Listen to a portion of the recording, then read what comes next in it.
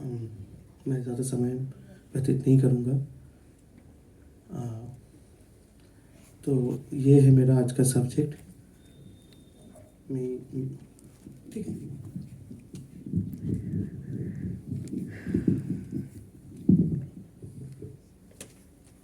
सबसे पहले मैं माँ अन्नपूर्णा देवी फाउंडेशन से के जितने भी सदस्य हैं और मेंबर्स हैं, जो ट्रस्टीज़ हैं, उनको बहुत बहुत धन्यवाद करता हूँ क्योंकि उन्होंने मुझे ये मौका दिया है।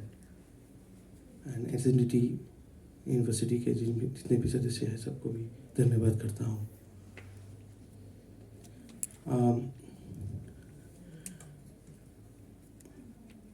मेरा सब्जेक्ट जो है संतूर है और ये मेरा बहुत बड़ा, मैं सोचता हूँ कि ये मेरा बहुत बड़ा नसीब है कि मुझे मैयर घराने में उनके घर में रह के संतूर सीखने का मौका मिला। मैं 30 साल रहा उनके घर में। अनिंदु काका बहुत, मैं छोटा था तब उन्होंने मुझे देखा है उस घर में। मैं कलकत्ता में रहता था तो वो लोग जब मैहर जाते थे मैं उनके साथ मैहर भी जाता था। तो स्लोली स्लोली क्या हुआ, मैहर मेरा सेकंड होम टाउन बन गया और मैं बहुत ज़्यादा मैहर बैंड के साथ भी जुड़ा हुआ था बिकॉज जुबिदा खान जो है, मतलब अलीम खान साहब के पहला वाइफ, वो चाहते थे कि मैं मैहर बैंड के भी जितने भी कंपोजिशंस है वो सब भी सीखूँ और जो यंत्र है उसके ऊपर भी थोड़ा शोध वगैरह करूँ। तो मैं शुरुआत से थोड़ा ब्रीफिंग कर रहा हूँ आपको, थोड़ा आगे जाएंगे। Next page. या हाउ इट स्टार्टेड। तो आई एम, मैंने ओरिजिनली जो है मैं वोकल सीखा मैंने मेरी माता से। उसके बाद क्या हुआ, मेरा 4 साल की उम्र में थोड़ा टॉन्सिल का प्रॉब्लम हो गया। मदर ने इसीलिए सोचा कि अभी तो वोकल नहीं कर पाएगा, तो इसीलिए मुझे इंस्ट्रूमेंट में दे रहा। तो वो चाहते थे मैं सरोद सीखूं और मैहर घराने से ही सीखूं। लेकिन मुझे शिव जी का, मैं प्रोग्राम सुनने जाता था जब 4 साल की उम्र में, तो उनका बहुत अच्छा लगा सुन के। तो उसके बाद मैं ये तैयार किया मन में कि मुझे संतूरी सीखना था। तो मेरे फादर ने माँ को समझाया और बोला कि मैं उसको संतूरी सिखाऊंगा। एंड ही, मतलब उन्होंने शिव जी से बात भी कर लिया था। तो हम लोग मुंबई आने वाले थे, लेकिन उस समय माँ ने बोला कि एक बार आप कोशिश करो कि अगर मैहर घराने के कोई, मतलब घर के हो, मतलब जो उनके वंशज हो अलाउद्दीन खान के, तो उनसे अगर सीख पाए तो बहुत अच्छा रहेगा ज़्यादा। लेकिन जब हम लोगों को दहनिश खान जी के बारे में पता चला और हम लोग गए उनके पास, उन्होंने सीधा मना कर दिया था क्योंकि अलाउद्दीन खान साहब जितने भी साल तक जीवित रहे, जितने भी इंस्ट्रूमेंट्स है सारे उनके समय पे इंट्रोड्यूस हो गया था कि कैसे बजाना है, उसका तरीका क्या होगा, पकड़ने का तरीका क्या होगा, स्ट्रिंग्स क्या होगा, ये होगा। जो भी डेवलपमेंट है था उनके जीवित काल में हुआ था। तो संतूर जो है वो उनके गुजर जाने के बाद इंट्रोड्यूस हो रहा है, तो इसीलिए उन लोगों ने मना कर दिया था उस समय शुरू में। फिर माँ ने बहुत रिक्वेस्ट किया और बहुत ज़िद्दी थे वो।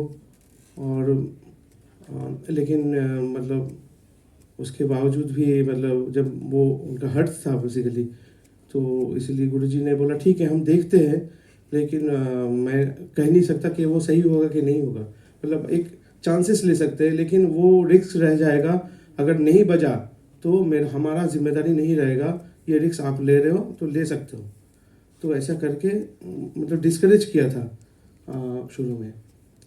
आफ्टर 6 मंथ्स, मतलब बीच में वो 6 महीना मैं सिर्फ क्लासेस में जाता था, बैठा रहता था, सब बाकी गुरु भाई को सुनते थे बस, और आ जाता था। मेरे पास संतूर था लेकिन उसको बजाने का मतलब जो, मतलब मना था बजाना, सिर्फ उसको देख सकते हो, इतना ही था। आफ्टर दैट 6 महीना उन्होंने, उस बीच में उन्होंने जो जो किया, मैंने वो सारे डिटेल्स थोड़ा बहुत मैंने वो आर्टिकल्स में दिया है कि उन्होंने मैहर बैंड में उस समय जो बैंड मास्टर थे झूलेलाल जी, वो नलतरंग बजाते थे कि दिस इज ओनली इंस्ट्रूमेंट जो 2 स्टिक से बजाया जाता है। लेकिन फ़र्क क्या है संतूर और नलतरंग में, नलतरंग का लोहे का पाइप होता है, तो उसमें जब स्ट्रोक होता है उसमें कंपन नहीं होता। लेकिन संतूर का जब भी स्ट्रिंग में स्ट्रोक होता है उसमें थार में कंपन होता है, वो स्ट्रिंग जो स्टिक है वो हिलता है। तो ये चीज़ फ़र्क उनको समझ में आ गया, और बोल का कैसे हो रहा है वो नलतरंग से उन्होंने आइडिया लिया उसका। लेकिन जब भी मैं बजाने बजाना शुरू किया, शुरू में तो वो झाला दिया, वो तो सिंगल सिंगल स्ट्रोक में चल रहा था, बोल भी दिया ठीक है। जैसे ही मुझे गत में गया और मतलब स्वर में ठहराव की ज़रूरत था, तभी देख रहे थे कि वो उसका जो कंपन है वो आगे पीछे हो रहा है, मतलब कभी ज़्यादा हो रहा है कभी कम हो रहा है। तो then he start focusing on Shiv ji, and he उनसे भी बात किया कि ये क्या दिक्कत है, संतूर का क्या दिक्कत है इसमें। तो शिव जी के साथ बात करते हुए उन्होंने फिक्स किया कि उनका वीडियो रिकॉर्डिंग्स करेंगे सारे प्रोग्राम्स का। उन्होंने 10-12 ऐसे कुछ वीडियो रिकॉर्डिंग्स किया, आशीष खान से आपसे बोल के उन्होंने हैंडी कैम बाहर से ले आए, उस ज़माने में मैं बोल रहा हूँ 86-87। तो वो ला के मैं कलकत्ता में जितने भी कॉन्सर्ट होता था शिव जी का, उनके बगल में स्टेज में बैठा रहता था, तो ऑब्जर्व करने के लिए, और वो वीडियो करके ले आके आते थे, वो बैठ बैठ के वो देखते थे एंड उसके ऊपर शोध करते थे वो। उसके बाद उन्होंने मुझे पहले जो किया, मेरा जो पहला जो संतूर था वो नॉर्मल संतूर था। Then he made that Bhargav जो है यहाँ पे भार्गव म्यूज़िक शॉप, वहाँ का जो वर्कशॉप है उसमें गुलाम मोहम्मद साहब को बुलाया कश्मीर से, और he made a special santoor for me. उसका शेप्स थोड़ा सा फ़र्क था उसमें, और ब्रिजेस का भी फ़र्क था, वो करके उन्होंने बनाया। और मुझे फिर मैहर ले गए, पूजा दिया, बाबा के मज़ार में भी वगैरह किया। वो सब करने के बाद मेरे हाथ पे दिया वो, लेकिन उसमें मुझे पहला मस्जिद का निगत उन्होंने सिखाया। और उसमें जब सिखाना शुरू किया, शुरू में शिव जी मस्जिद का निगत बजाते थे। 2 रिकॉर्डिंग्स ऐसे है रेफरेंसेस, लेकिन ऑडियो में, विजुअल नहीं है उसका। लेकिन वो थोड़ा लय बढ़ा हुआ है। हमारे घर में अति विलंबित बजाते हैं, मिनिमम 40 तो होना ही चाहिए बीपीएम, 40 बीपीएम, उसके नीचे होता है कभी कभी। तो जब शुरू किया तो ठहराव को बढ़ाना था, तो उन्होंने जब वीडियो देखा तो उसमें देख रहे थे कि शिव जी के क्या है, वो मोर ऑन फीलिंग्स के साथ बजा रहे हैं। तो बाद में उनको पता चला शिव जी के बाकी इंटरव्यूज़ वगैरह से कि उनके पिताजी नहीं चाहते थे कि सरोद या सितार के जो टेक्निक है उस टेक्निक से संतूर बजे। शिव जी के पिताजी वो चाहते थे कश्मीर का जो ओरिजिनल जो फॉर्म है उसी की तरह स्टाइल में बजे और संतूर। तो लेकिन मेरा तो सरोद और सितार के स्टाइल में ही सीखना था। तो इस समय उन्होंने एक एक करके पहले भैरवी में मुझे मस्जिद का निगत सिखाया, फिर अलाउद्दीन खान साहब का बंदिश सिखाया, दुर्गत, वो 3 पाल्ले का जो होता है वो सब सीखना शुरू किया। फिर झाला कैसे बजाना है, जैसे चिकारी जो है, चिकारी लेफ्ट हैंड में दिया, मतलब पूरा ट्यूनिंग जो है शिव जी से पूरा अलग हो गया मेरा, क्योंकि हमको खड़च के साव तक जाना है नीचे, और ऊपर पंचम भी चाहिए, तो ट्यूनिंग मेथड्स भी पूरा चेंज हो गया। और शिव जी का स्ट्रिंग्स जो शुरू होता है लेफ़्ट साइड से, उसका पूरा बदल के राइट साइड से शुरू हुआ मेरा स्ट्रिंग्स, एंड चिकारी लेफ्ट में आ गया, क्योंकि वो सितार जैसा होना चाहिए, डा चिक चिक चिक बजेगा, मतलब डा रा रा रा जो सितार में बजता है। और थोक झाला के साथ उल्टा हो जाता है, चिक डा डा डा बजाएंगे। फिर उल्टी छला भी सिखाया, चिक डारा चिक डारा चिक डारा चिक डा, लेकिन उसमें डारा में बजाने में थोड़ा दिक्कत होता था, तो उन्होंने कहा रबाबी अंग में बजाओ, चिक डाडा चिक डा डा करके, सिर्फ डा में जैसे बजाते हैं सुर श्रृंगार का जो अंग है। तो ऐसे ऐसे करके डेवलप हो रहा था। तो उस समय क्या हुआ, तो फिर पंडित जी का एक कंपोजिशन उन्होंने सिखाया मुझे बिहाग में, और उसमें पूरा चौताल का था, मैंने बजाया, वो परफॉर्म भी किया। लेकिन मेरा दुर्भाग्य ये था, उसी दिन उनको बीमार पड़ गए वो, और वो सुन नहीं पाए। तो अमीना पेरेरा उनके बहन जो है, उन्होंने उसको रिकॉर्डिंग करके उनको सुनाया था जब हॉस्पिटल में जाके। तो जब सुनाया उन्होंने, तभी उन्होंने सबके सामने, घर के सब लोग थे वहाँ पे, कहे कि मैं तो दिशारी को पूरा सिखा नहीं पाया, but he get the feeling that जे कि वो चले जाएंगे। तो वो 11 अक्टूबर था, वो चले गए हमको छोड़ के। तो वो जो दिन था मेरे लिए लाइफ का सबसे दुखद दिन था। आज भी मैं मज़ार में जाता हूँ, I feel so bad, sorry, I am very emotional. So जो भी है, तो उसके बाद तो ये हो गया, सब कुछ अंधकार हो गया, मतलब और कौन दिखाएगा। तो फिर पिताजी ने कहा कि फिर से शिव जी के पास ही चलते, और कुछ कर नहीं सकते। उस समय अली खान साहब आए। उन्होंने पिताजी को बुला के बोला कि दिशाड़ी घर में जैसे रहता था वैसे रहेगा और हम सब मिल के सिखाएंगे, कोई चिंता का बात नहीं, मैं जब आऊँगा मैं सिखाऊंगा, आशीष आएगा आशीष सिखाएगा, बेबी है, सब मिल के सिखाएंगे, कोई चिंता का बात नहीं है। और एक चीज़ आपको मैं बताना चाहता हूँ, ये जो डेवलपमेंट चल रहा था धनेश खान जी का,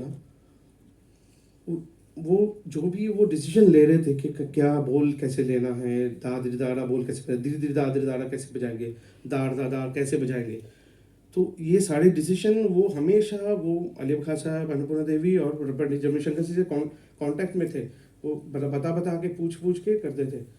तो अभी क्या हो गया, जब वो गुजर गए वो कांटेक्ट एकदम चला गया, डिसकंटिन्यूटी हो गया। और आशीष खान साहब जब आए तो मैंने जब फर्स्ट क्लास किया उनका, तो मुझे समझ में आ गया कि उनको कुछ भी पता नहीं संतूर के बारे में। तो मैं तो बहुत डर गया था, मतलब वो मुझे पूछ रहे थे तुम कैसे बजाते हो, तो मैंने पूरा सब कुछ दिखाया, गुरुजी ने क्या क्या सिखाया था। तो फिर उन्होंने सिखाना शुरू किया, लेकिन पहले तो पूरे गाने से सिखाया, लेकिन उसमें दिक्कत नहीं हुआ उतना। लेकिन जैसे पीलू में गए, दो गंधार दो निषाद आ गए, अभी वो बता नहीं पा रहे थे कौन सा गंधार कौन से साइड में बांधूं, कौन सा ब्रिज में कौन सा ट्यून करना है। This is very important for santoor, कौन सा नोट कौन सा ब्रिज में ट्यून करना है और कौन सी श्रुति में ट्यून करना है, ये बहुत इंपॉर्टेंट है। क्योंकि श्रुति को अगर सही में ट्यून नहीं किया, वो बाद में मुझे पता चला, तो राग का रूप नहीं निकलता है उसमें, नहीं तो सब एक ही जैसा, पियानो में बजाना और संतूर में बजाना एक ही हो जाएगा फिर। तो अली खान साहब ने बहुत हेल्प किया मुझे उस समय।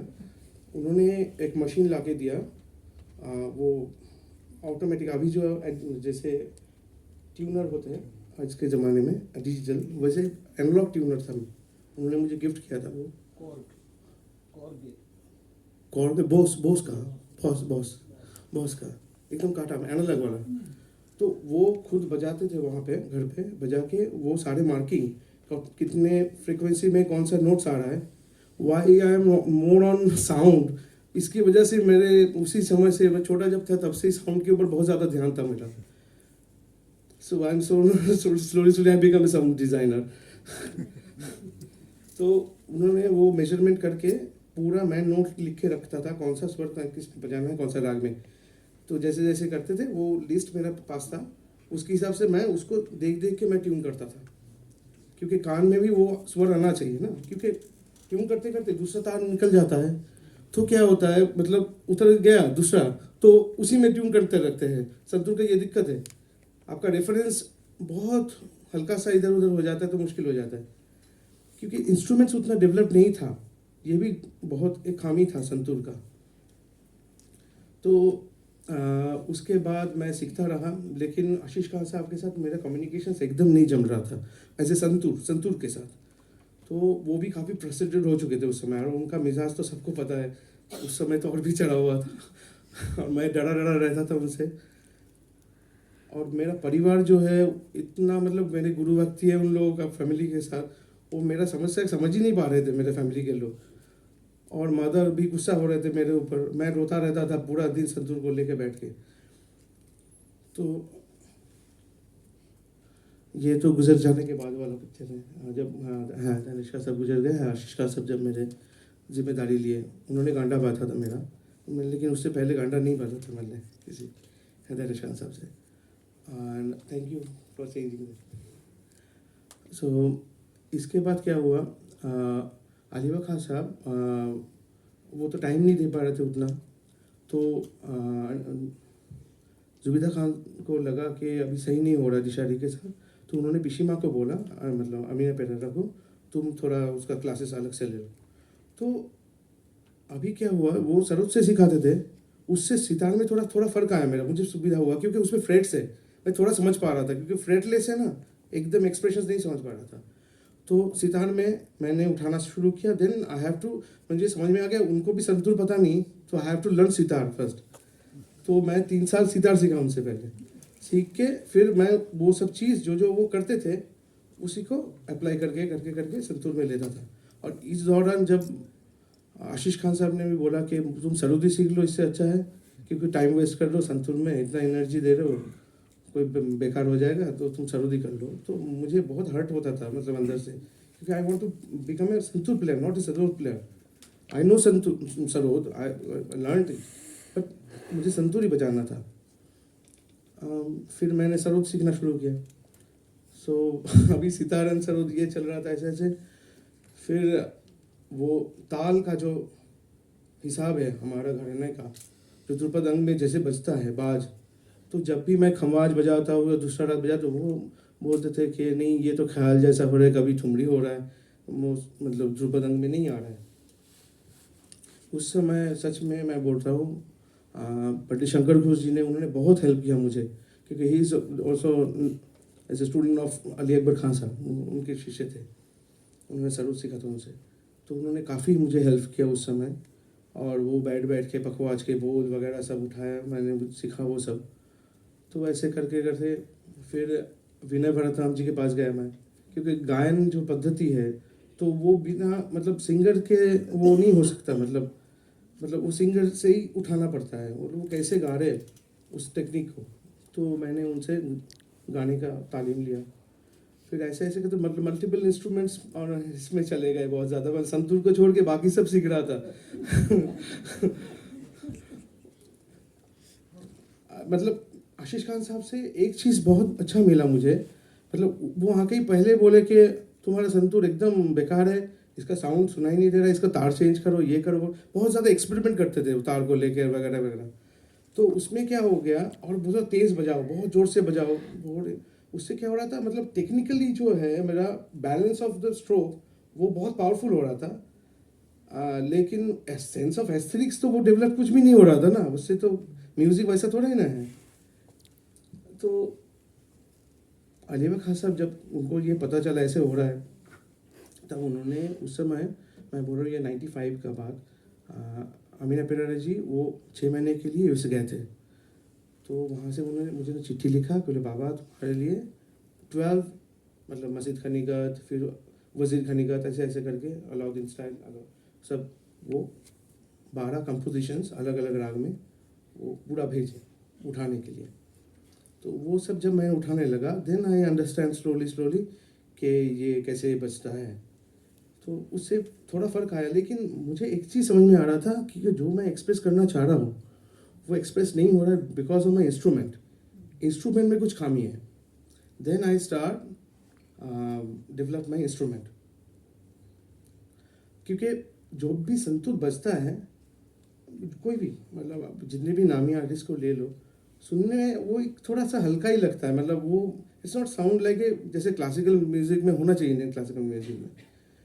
तो मुझे हमेशा ये एक अंदर से एक चाहत था कि मेरा संतूर जब भी बजे तो लगे कि क्लासिकल के लिए बज रहा है, फर्स्ट स्ट्रोक से ही पता चल जाए कि ये made for classical instrument, not for folk instrument और रिकॉर्डिंग पर्पस संतूर।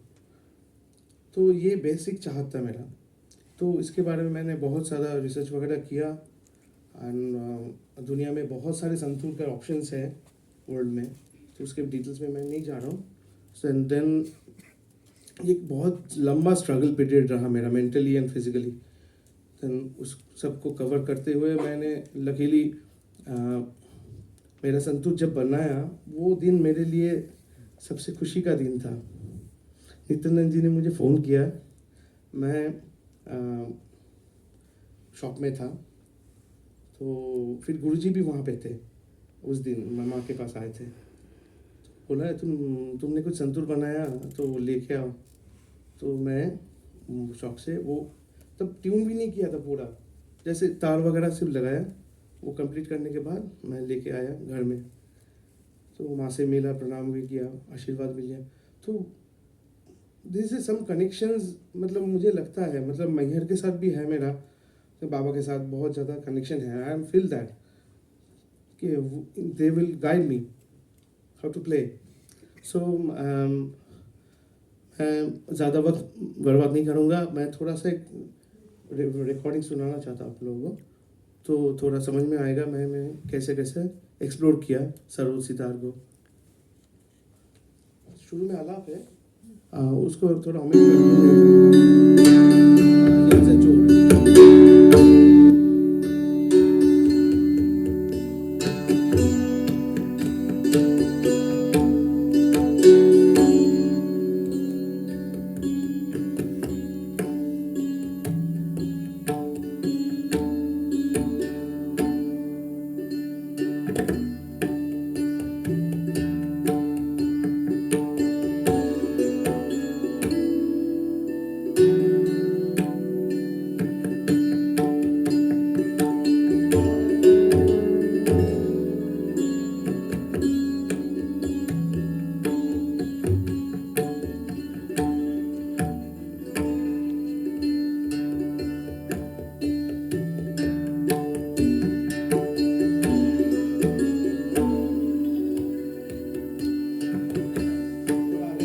ये फिल्म भी जोर चल रहा है।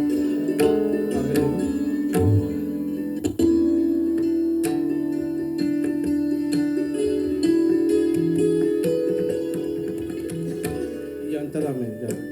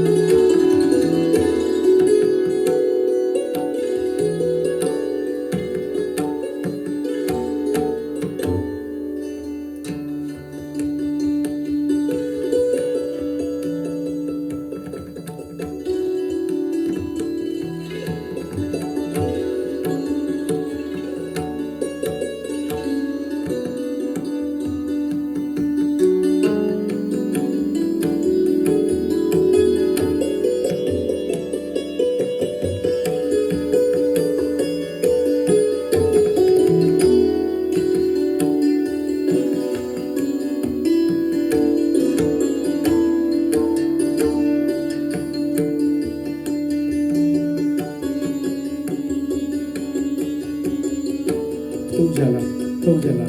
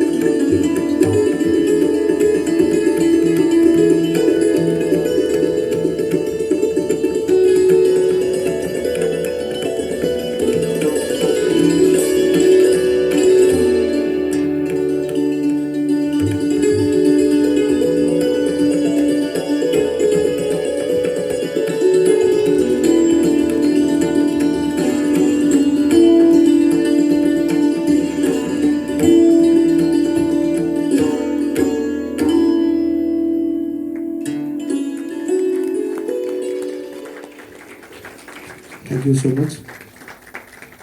Thank you so much.